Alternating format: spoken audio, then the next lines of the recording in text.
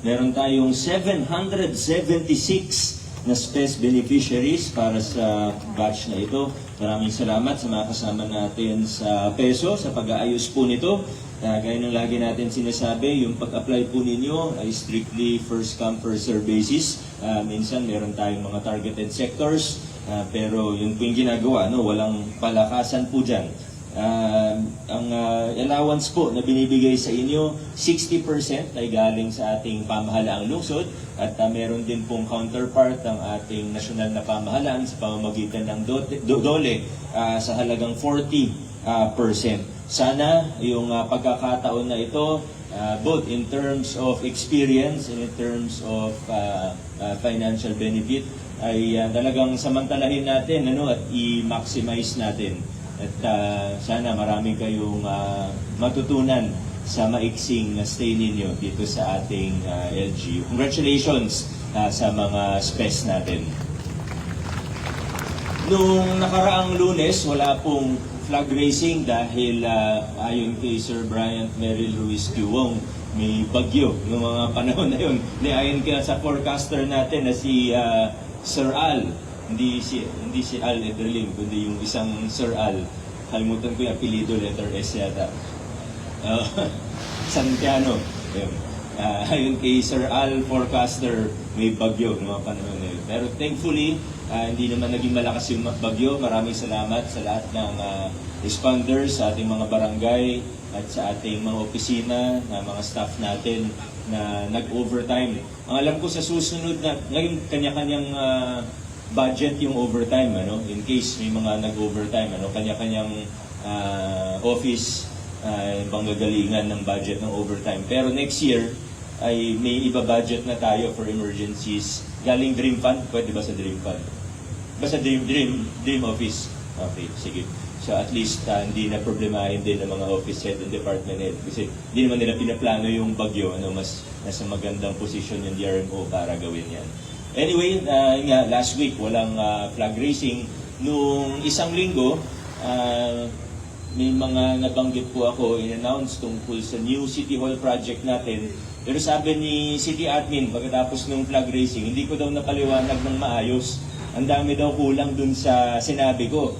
Kasi yung new City Hall project natin, gaya ng nabanggit ko naman nung isang linggo, hindi lang po yan building.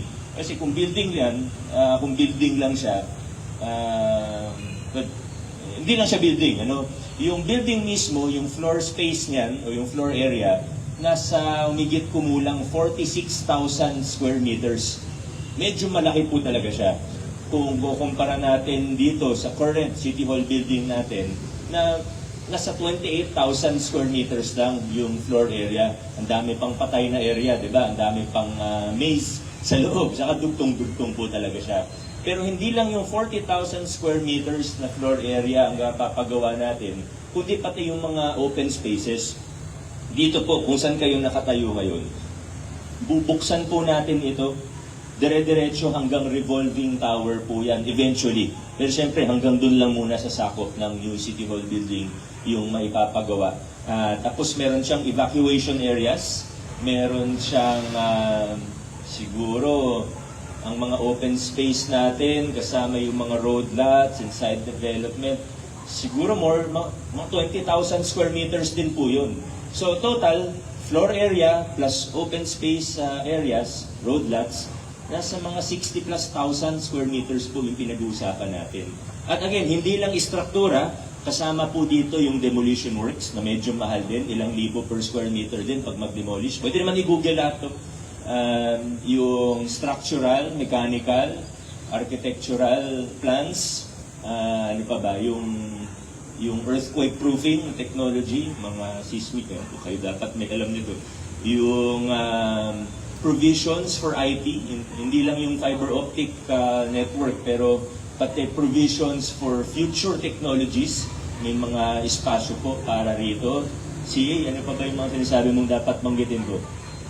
Parang di ka na magreklamo mamaya pagkatapos magsalita. Ano pa?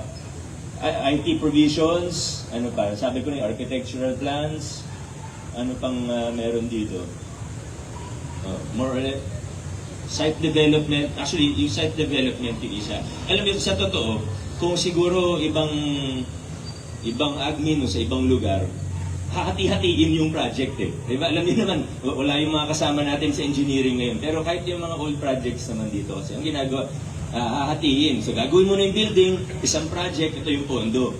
Susunod na taon, electrical works, ibang project. Paayaw natin ng ganun. Gusto natin sabay-sabay na. Gusto ko rin malaman ng tao exactly kung ano yung ginagawa natin. Ano? Hindi natin hahati-hatiin yung project. Ito yung isang buong project. Sa totoo, pwede talaga siyang hatiin kasi, kunwari, open space. Pwede naman talagang separate project yan eh, kung gusto ko lang pababa. Pero gusto natin transparent tayo sa lahat. Ano? So, yan po, para lang po yan sa kaalaman ng lahat. At sa susunod na linggo, may mga announcement pa tayo. Dahil nga, siguro dahil ito yung pinakamalaking project natin, ano, sa kasaysayan natin, gusto ko well-informed ng bawat isa. At last, patungkol po dito, para sa ngayon, ano, ang last po ay yung budget natin, yung nakalaang pong budget para dito.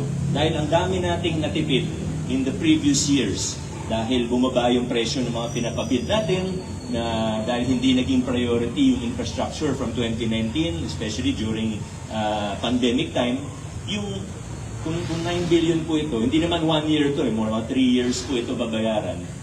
Ito po ay mga surplus natin. So walang regular programs, projects, and activities na tatamaan. Ito po, kung sabihin natin, 2-3 billion per year, puro surplus lang po ito. Mga savings lang po ito. Tapos sa savings natin, na walang mababawas sa programs, projects, activities natin, parang magic, ano, magkakaroon tayo ng budget para sa bagong City Hall natin. So walang na-sacrifice na old programs, projects, and activities, pero nakakapagpagawa tayo ng 9 billion na new City Hall campus, or at least yung phase 1 ng ating new City Hall kasama na ng mga open space. So very exciting po talaga ito. Ano?